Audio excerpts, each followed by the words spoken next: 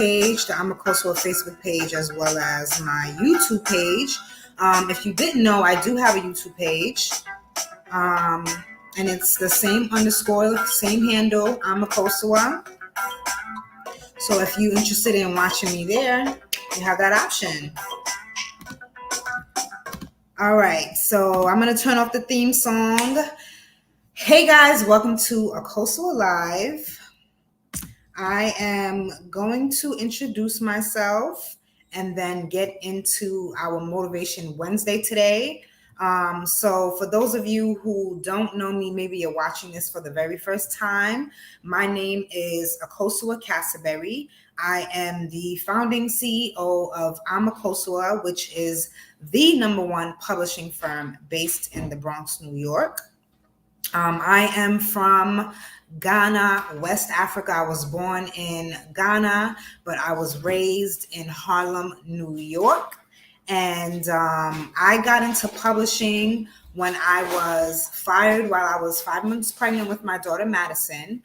I worked as an office administrator for an engineering firm, and I got laid off, and that basically brought me to where I am today, which is a publishing consultant. So the one thing that I got asked a lot, when I tell people that I was fired while I was pregnant was, did I look for another job? Or, why didn't I get another job? And my answer is always the same, which is I did. I went on job interviews while I was pregnant, and it was just so much. And I just had to come to the realization and accept, the situation for what it was. And during that process, I applied for unemployment. Maybe a month or two later, I was a little late to do it, but I applied for unemployment, and they had this program for entrepreneurs. It was called like the SAEP program, something like that, which was for those who were on unemployment and they wanted to get into the program to get into entrepreneurship. So at the time, you had to pick a certain field, and the field that I chose was notary, right? So I was thinking about going into being a notary. And this was all while I was also writing my first book. Because once I got fired, I sat down with my husband and we talked. And in the back of my mind, I knew it was the right time to write a book. And I had written a senior thesis project in college titled Back to Kukrentumi. And I wanted to dust it off, add some poems, edit some poems, and then publish. Now, at this point, self-publishing was becoming very, very popular. And people were, successful being self-published authors and, not going the traditional route of going with the publishing company. So I did research and I published my first book, Back to Kukrentumi, in 2018. So yeah, that led me to helping other people publish their books. I got my first client, Cito Blanco, my first client who happened to be a client coming for poetry, and I helped him edit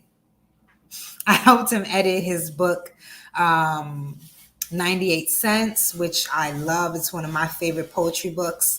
And from there, I started helping other people. And my husband wrote a book. My personal trainer has written books. And at that point, I actually was growing to be a publisher, which is what I am today. Okay, that's a little bit of a wrap up, right? Introducing myself. I've been going live now on Facebook and YouTube and my business page, I'm a Kosoa, every Wednesday for the past 5 going on 6 months to talk about 5 book marketing secrets to use unless you want your book to stay unpurchased and unappreciated. So last week I switched it up just to motivate you all. And today I plan on doing the same. And I'm going to read, what I'm going to do is I'm going to read 2 letters from Dear Nice Girl and expand on the letters using examples that I believe will hit home, resonate, actually be relatable. And the first letter that I'm going to be reading is letter 13, which is on page 52.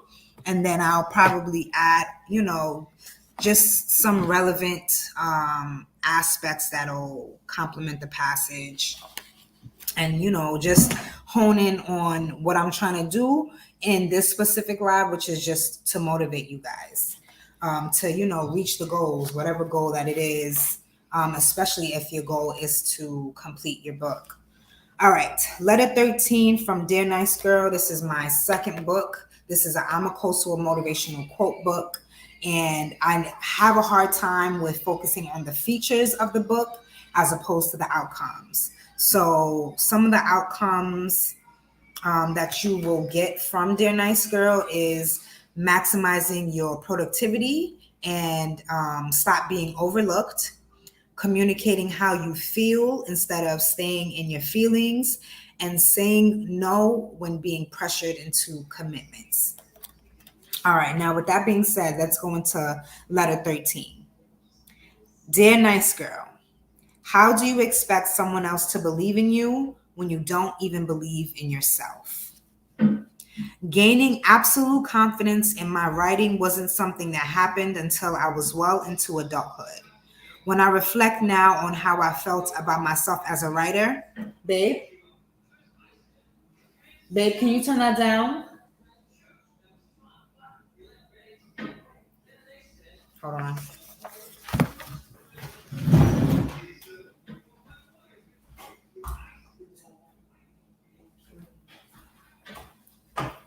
All right, I'm back.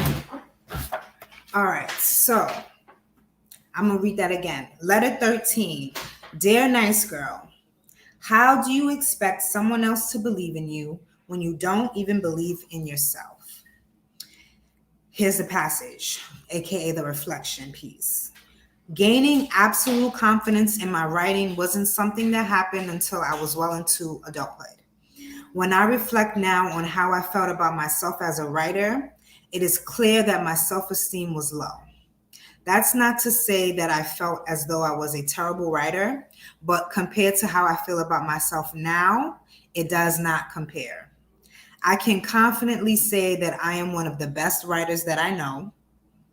I would have never said those words just 2 years ago. 2 years ago from when I published this, which was 2018. So technically, I was talking about myself in 2016. To dig deeper into that, I was blessed to be in spaces that looked impressive on my resume and that simultaneously gave me amazing memories and experiences. However, there was an insecurity that I carried with me that made me believe that I earned the right to be in any of the spaces that I was placed in. My writing really sparked when I was recommended and accepted into a summer writing camp at Carleton College the summer of 2010, before my senior year of high school. And Carleton College is in Minneapolis, Minnesota, if I'm not mistaken. I was the only student referred in the entire Harlem Children's Zone organization. I came back a much better writer than when I had first left. During my time there, I wrote an amazing personal essay for my college admissions process. I was known as the English girl in high school. I would edit a lot of my friends' work. I edited a friend's personal essay for college, and she told me that she got accepted into all the schools that she used the personal essay I edited for her. The next experience that really elevated me was my internship at Fortune. I got accepted through the same program I mentioned earlier, Harlem Children's Zone, And the stars really aligned for me because I got the best mentor I could have ever asked for. She saw something in me that I didn't see in myself. And because of her, I had one of the best internship experiences that I could have ever asked for. The pattern that I am able to look back and reflect upon is relying on affirmations and confidence from others. It is clear that I did not see what everyone else saw. Therefore, I never felt worthy of the experiences I was able to have. I always did feel blessed and grateful, but I lacked self esteem in my own ability and my true power. Not believing in myself, my talents, and what I was capable of reflected on all of the other relationships that I had. You should never expect someone to believe in you and your dreams more than you do. You will be disappointed when they change tunes and you're left looking to get that reassurance from someone else again because of your lack of self confidence. Repeat after me. I am worthy. I am worthy. I am worthy. We are worthy. Once you believe that, your world will change. All right. Now, just to wrap that up, I have a really interesting story. But the one thing that you will notice when you decide to write your book is the inspiration behind it, how, empowering and inspiring that becomes for other people. But I reached out to one of my college professors who was an author themselves and who I thought could, help me, take step towards getting an editor and finding someone to help me with my poems and with my book and my manuscript. And I didn't get any response. And I reached out multiple times, different platforms, no response. And I was really, really shocked, really disappointed. But it was a really great learning lesson because I, decided to just move on and, what other options do I have? Who else can I reach out to? But the irony of it is, once I published Back to Me, that's when this same professor, friend requested me, and just was, looking at my stories, how I talk about publishing, getting all the information, and it was a complete turnoff for me, to the point where I was just like, okay, I don't need this relationship. And clearly you don't actually have my best interest in mind. But I think that's some story that just popped in my head after reading that letter. And I have multiple situations like that has happened throughout my experience as an entrepreneur. Like I there are some friends who I'm not friends with anymore. I actually have someone who at this point we're not really friends anymore, but they're following my business page. And it's just one of those weird things where that comes along with just your ability to be confident within yourself, when other people may not believe in you. So just a little motivation there. All right, now I've enjoyed providing the 5 book marketing secrets. However, I realized that that content serves a specific group of entrepreneurs, and it serves entrepreneurs and authorpreneurs who already have a book that they can use as a lead magnet to grow their audience and grow their clientele. But that completely ignores those of you who are struggling to write your story. You don't know where to start. You don't know how to start. and you need steps and motivation and someone, to help you be accountable to move towards completing your manuscript, right? While still living your life. So I'm working on content, I'm working on courses to address that specific group, because now that I have, been able to identify myself as a publisher, that means that I actually have a certain type of books that people can write. And now I have to figure out the best ways on how to help you guys do that with what I've been able to create. All right, so I'll end this live with reading one more letter and passage from Dear Nice Girl. So the letter that I'm going to close with is letter 42, which is on page 130. And this letter is, Dear Nice Girl, your role models will change. Some will stick and some won't. You will learn to become your own role model. Starting a business is the hardest and most gratifying journey I have taken on. It demands a lot of hard work, sacrifice, and resilience. I'm the first person in my family to start a business, so that came with little understanding and a small amount of support. I can't tell you how many times my brothers and mother have told me to get a regular job. My mom sees what I do as a side hustle and something I should invest half of my time into until it picks up.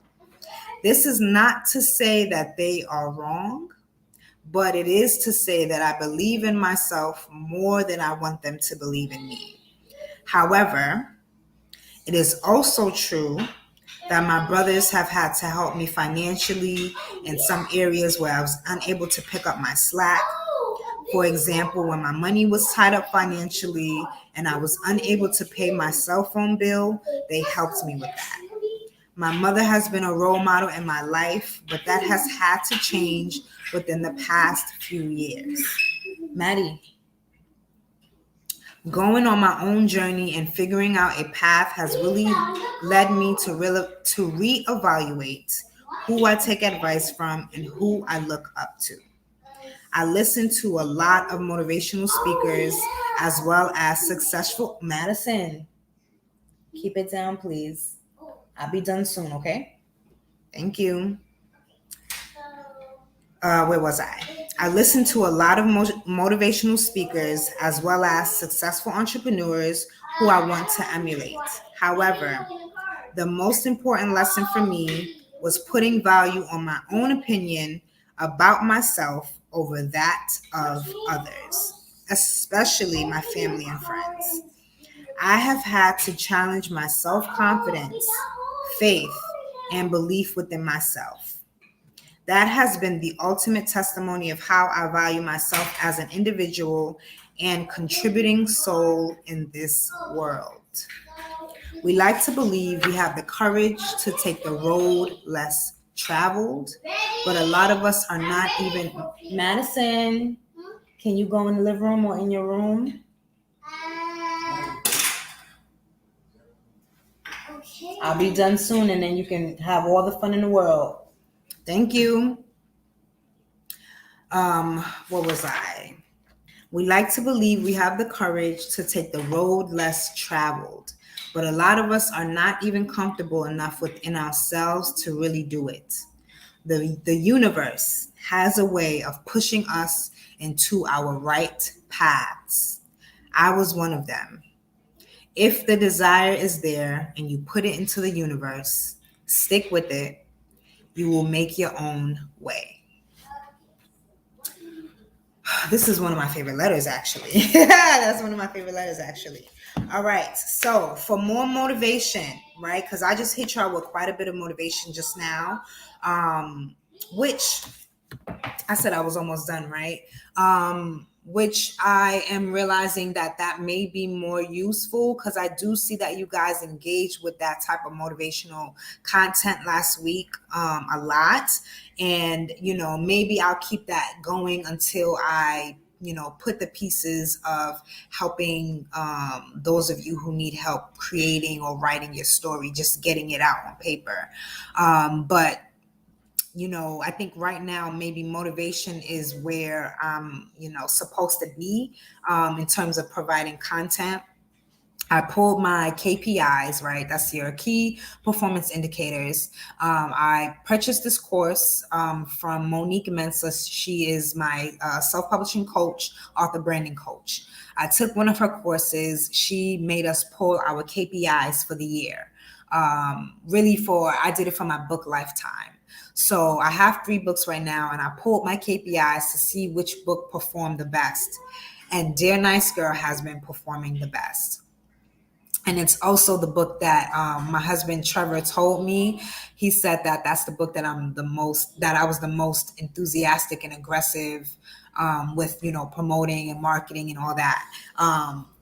Which I didn't really, it didn't occur to me until I actually saw the numbers. But yeah, I just wanted to wrap that up with, maybe I'll stay in the motivation lane until I get back into, the information with marketing books, right? The 5 secrets, and just tying that into getting and creating your story all the way up to being able to run ads and run lead magnets and all of the stuff that goes into entrepreneurship. All right, but for more motivation, you can go to amakosua.com. Go to amakosua.com to download your free copy of Dear Nice Girl, to get 50 quotes along with 50 powerful passages to motivate you to reach your goals. All right, make sure you go to amakosua.com. It will be linked in this post. It's also linked in my bio, and I will see you guys next week. Peace.